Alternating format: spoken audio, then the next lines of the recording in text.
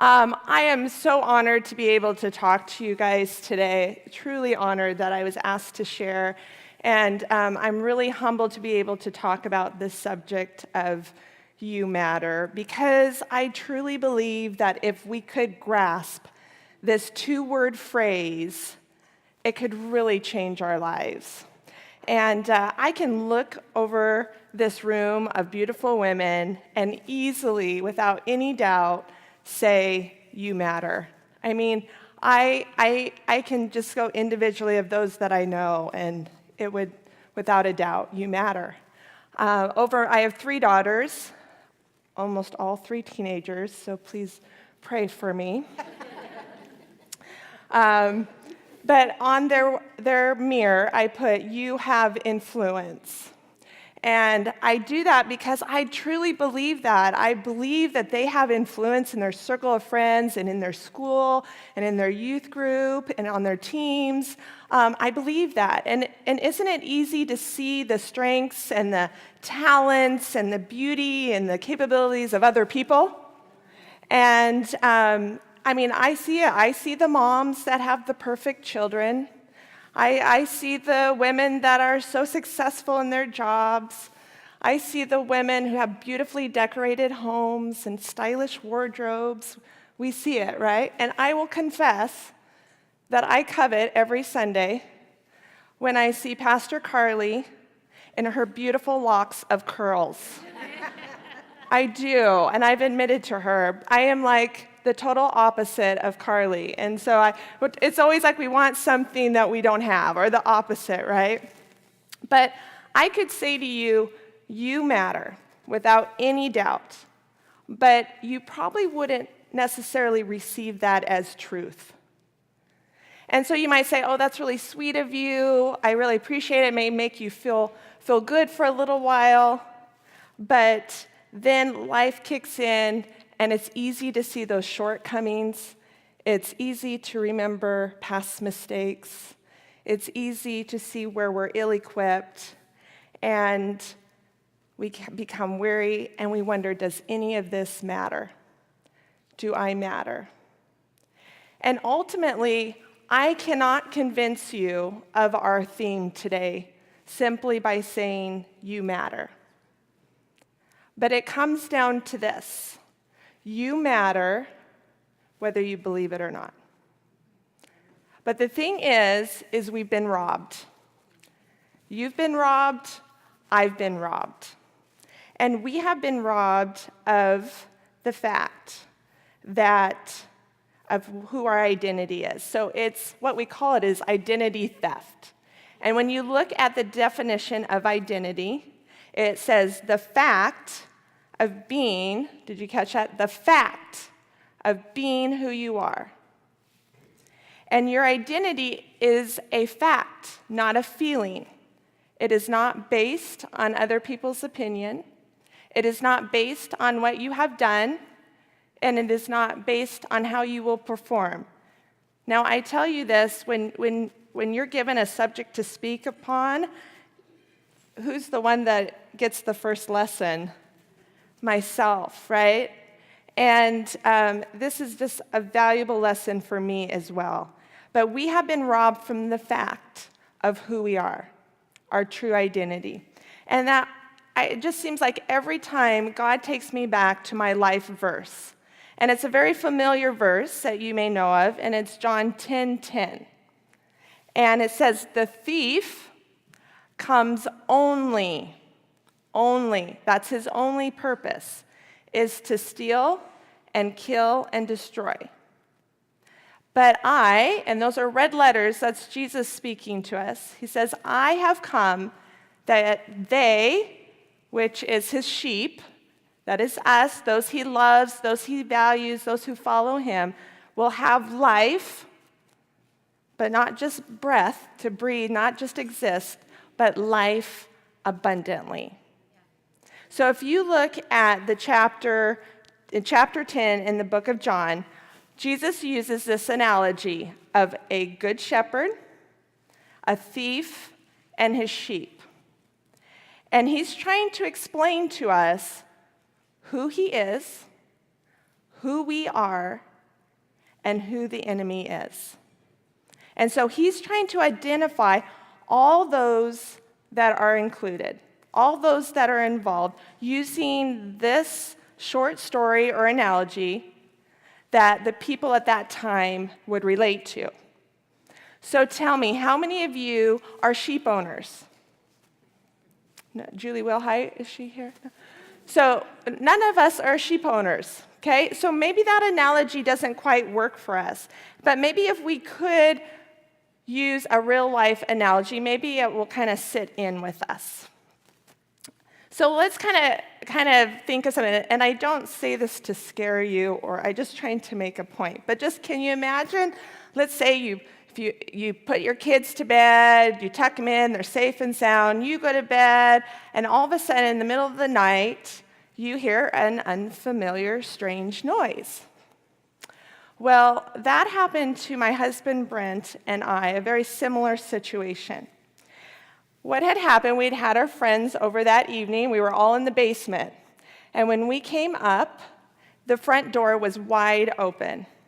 And it was dark out, and we thought, that is really strange that the door's open. So we kind of looked through the house, and our friends left, and we looked through the house again. We put our girls to bed, and then we went to bed ourselves. And about 2 o'clock in the morning, we heard this huge crash. And I'll tell you, have you ever wondered what you would do in the fight or flight mode? I don't wonder anymore. I mean, it was, I just, without thinking, without consulting my husband, I was out of bed and I was running towards our bedroom door. And just as I'm about to grab the doorknob, a hand reaches out and grabs my shoulders. Now I'm going to stop there because I see the concern on your face. It was just Brent. Okay? So I go to grab the doorknob, and he reaches in and grabs my shoulders and literally throws me back onto the bed. My feet left the ground. And I'm sitting there, and he's in my face, and he's like, "Calm down, woman, calm down." And I'm like, "You're the one yelling at me." So he grabs something. I don't know if we had a candlestick or something, and he grabs it and goes out the door, and he's turning on lights, and we're all kind of going through the house. We check on the girls. They're sound asleep, and there was nothing there. But then we went into the living room, and what we noticed is we used to have this big valance that is above our screen door and windows, and it had fallen that same night that the door was open. The valance had fallen and hit a lamp and hit the end table, and it was this huge crash. Huge crash. And I can tell you we did not sleep that night because we had so much adrenaline. We just could not go back to sleep. But, you know, when we believed there was an intruder in the home, we went in superpower mode, right? I was ready to, with my bare hands, to fight whatever was out there that was threatening our lives. I had no fear, no apprehension. All the adrenaline that God naturally puts in our body kicked in, and I went into fight mode. And isn't that what parents do? And that's what our Good Shepherd does. If you look at verse 11 through 14, it says, "I am the Good Shepherd. The Good Shepherd lays down his life for the sheep. The hired hand is not the shepherd who owns the sheep. So when he sees the wolf coming, he abandons the sheep and runs away. The man runs away because he is a hired hand and cares nothing for the sheep. I am the Good Shepherd. I know my sheep, and my sheep know me, and I lay down my life for the sheep." The Good Shepherd is willing to lay his life down for us. And the thing is, he already did. He already did. He already laid down his life for us. And that's gotta mean something to us. That's gotta mean something to us. It would be unfathomable to think that Brent and I would just stay in bed that night. That if we abandoned our girls, it would go against every fiber of our being. And so it is with your Heavenly Father, who loves you and values you enough that he has given everything. You are his children. And I just think, why would he go to so much trouble if we didn't matter? And again, I don't know, maybe I'm a little morbid this way, but I always try to put things in a perspective that I can understand. Especially being raised in the church, we hear, God, Jesus died for us. But do we really grasp that? So what I do is I kind of put myself in a real scenario. So my dad is pretty special to me. And I thought, what if he, at some point, our lives were threatened, and he stepped in front of me and took a bullet for me, just to make it real for me? How would that change my life? How would I live my life differently? Would I value my life because someone else valued it first? I do know that there's no way that I would let my dad's death be in vain. Because he valued my life, that I would do it too. And could we just believe that our life has value because someone else sees the value in you, first of all? And not only just life, it's that abundant life. And if you look at the definition of abundance, it says abounding, plentiful, richly supplied with resources, overflowing, and oversufficient. Not sufficient, oversufficient. Now, that doesn't mean we're not going to go through difficult times. It doesn't mean we're going to get bad news. It doesn't mean that there isn't going to be pain. And even Jesus said, there will be trouble. But take heart, because I have overcome the world. So and that is where abundance lies. It is in the midst of trouble is where our abundance lies. So the first character in the story is the Good Shepherd. He wants us to know who he is. Who he is. And the second one is the thief. The thief is out to rob us from that abundance. That's his only purpose. And if we know anything about thieves, if we put it in that perspective, that scenario that I was talking about, we know that thieves do not have our best interest in mind. They're out to steal, to profit for themselves. They want to take what is rightfully ours and even take life from us to get what they want. And if that doesn't make us angry and ready to fight, I don't know what else will. So when I thought my family's life was threatened, it was very obvious that my life and my family's life was valuable, and I was ready to fight. But then I began to think, but what about spiritually? What about emotionally? What about mentally? Are we ready to fight? Are we willing to fight the battlefield of our mind, of our emotions, and of our soul? So when voices of self-doubt and condemnation arise, do I battle for mental and emotional victory? Or do I jump out of bed with my fists up ready to protect my thoughts and settle those emotions? When comparison creeps in, do I get discouraged? Or do I remember the fact of who I am? When I run up against criticism, do I allow the enemy to destroy my faith? Or do I remember that my identity is not from others? When fear and feelings of inadequacy set in, do I cave into those emotions, proving the thief right? Or do I believe God's empowered me with his Holy Spirit? When I'm weary, can I just stand strong in the arms of the Good Shepherd? Again, the thief comes only to steal and kill and destroy in all aspects of our life. Are we ready to put up our dukes and not be a victim anymore? And can we fight for what's rightfully ours and the very things that Jesus died for? not in vain. Not in vain on my watch. So we need to know who he is. We need to know who the enemy is. And we need to know who we are. And we are the sheep. We are the sheep. And it says in verse 3 through 5 of chapter 10, the sheep listen to his voice.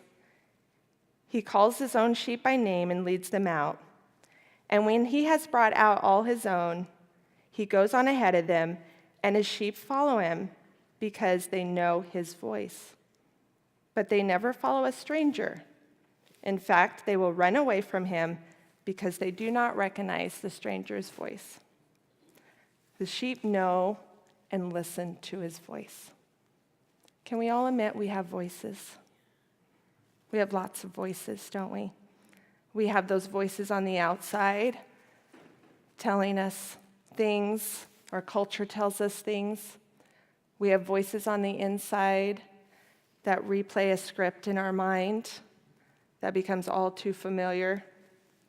So familiar that it reminds us of our shortcomings, how we're not enough, how the mistakes that we've made,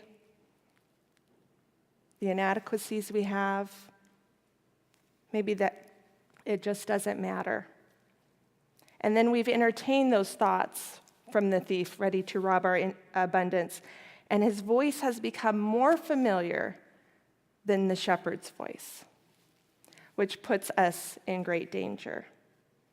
His sheep listen to the shepherd's voice because they know his voice and they trust his voice. Perhaps we've forgotten what God's voice sounds like. So I just want to read to you a few things that God says about you in his word. So just take a moment to just listen and let God speak to you. He says, you are complete with me. You are alive with Christ. You are free, no longer a slave. You are strong because I give strength to the weary. You are chosen and dearly loved. You are the mind of Christ. You are holy and blameless, redeemed, adopted. You have been given the right to be a daughter of God, an heir. You are forgiven. You are my workmanship to do great things. I give you power. I give you strength. I give you mercy. I give you wisdom. You are greatly loved. You are not ruled by fear because my spirit lives in you. Do not be afraid, for I am with you, holding your hand. I have come that you would have real, abundant life. Now, those words are his, not mine. And it's his way of saying, you matter. It has nothing to do with what you believe about yourself, but it has everything to do with what you believe about God and what he says about you. Your true identity. Now, in the first chapter of John, he writes about Jesus calling his first disciples. And Andrew is so excited that he goes and gets his brother Simon Peter. And it says in verse 42, when Jesus has his first encounter with Peter, it says, Jesus looked at Peter and said, you are Simon, you will be called Cephas. And I think it's so interesting that the name Simon means listen. Listen. And the name Peter comes from the word Petros, which means pebbles. But Jesus doesn't call him Peter. He calls him Cephas. He looks him face to face and he says, you are Simon. Listen. Listen to my voice. You will be Cephas, a solid rock. And I love that Jesus knew who Peter was, his true identity, long before Peter knew himself. And Peter had shortcomings. He made mistakes, even with Jesus near him. But he had a choice. He had to decide which voice to listen to.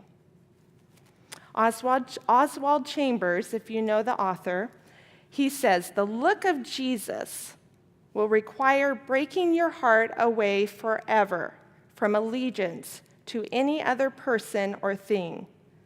Has God ever looked in this way at you? This look of Jesus transforms, penetrates, and captivates. Where you are soft and pliable with God is where the Lord has looked at you. Where has the Lord looked at you? What if he would say, you are Kim.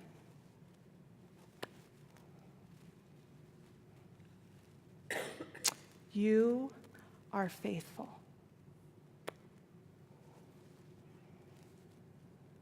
And what if he said, you are Nicole, we share the name. And it means you will be called victory of people. Cheryl, you are Cheryl. And you will be called bold. And Jean, you are Jean. And you will be called beautiful.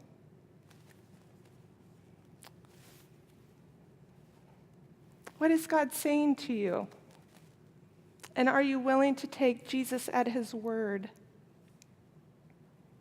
and say, I believe. I believe what you say about me. And can we hear the Good Shepherd's voice over all the other voices? And can we decipher between the thief that's out to rob us and the Good Shepherd's voice that wants to give us abundance? I want you to listen to this song that has really touched me recently, and I'm hoping that this will be your prayer and your praise today.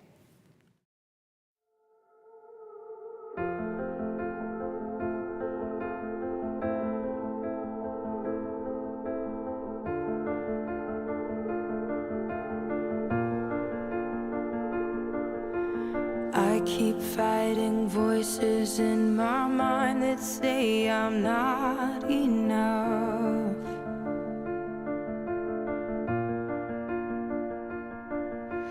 Every single lie that tells me I will never measure up.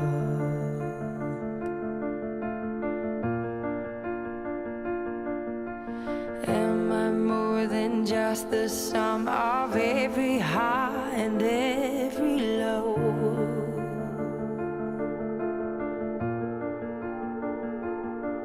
Remind me once again just who I am, because I need to know. Ooh, oh, you say I'm loved when I can't feel a thing. You say I'm strong when I think I'm weak. And you say I am held when I am falling short. And when I don't belong, oh, you say I am yours.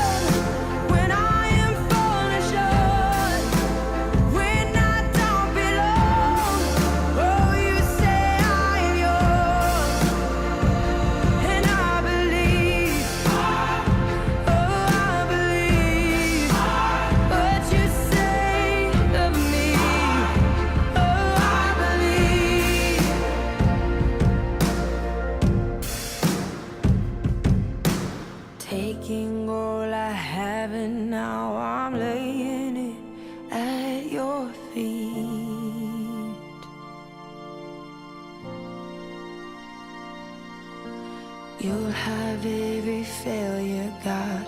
You'll have every victory. Ooh, you say I'm loved when I can't feel a thing. You say I am strong when I think I am weak. You say I am held when I am falling short, when I don't belong. Oh, you say I'm yours, and I believe. Oh, I believe what you say of me. I believe. Oh, I believe. Yes, I believe what you say of me. I